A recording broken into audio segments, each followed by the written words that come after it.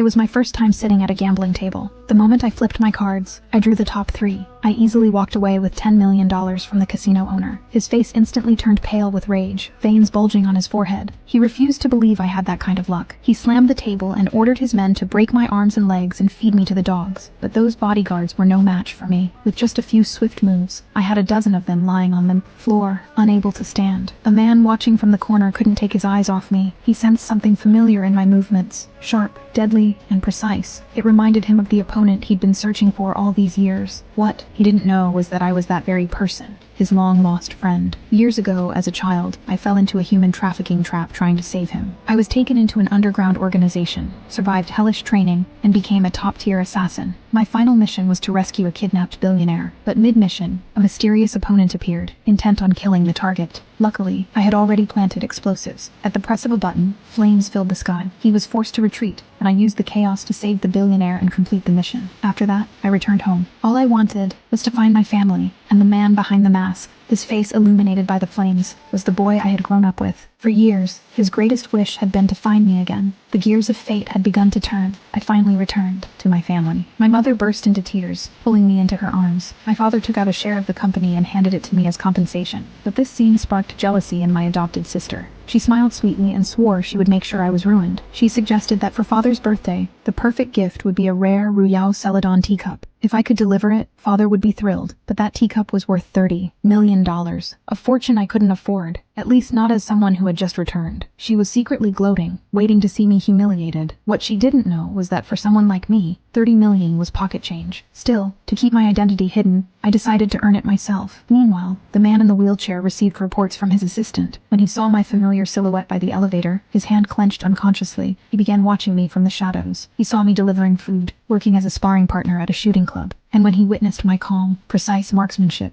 his heart trembled. He must have wondered what I'd been through all these years. Later, I showed up at a billiard hall as a sparring partner. The client that day was one of his subordinates. He assumed I was using the job as an excuse to get close to him. If he hadn't been pretending to be paralyzed, he probably would have played a few rounds with me himself. His man lost 10 games in a row. I took the cash and left. Watching my fading figure, he became even more certain that I was unhappy in my current home. I stared at the small bills in my hand, realizing that honest work was too slow. I asked around and learned the fastest way to make money was through gambling. So I walked into the casino with just $100. Everyone laughed at me. He saw this scene and immediately had his assistant send me $2 million in chips anonymously. I took them and bet everything without hesitation. The casino owner looked at me with disdain. Alone, poorly dressed, he was sure I'd lose. But when the cards turned, his straight flush was crushed by mine. He flew into a rage and tried to take the money back by force. I kicked him across the room,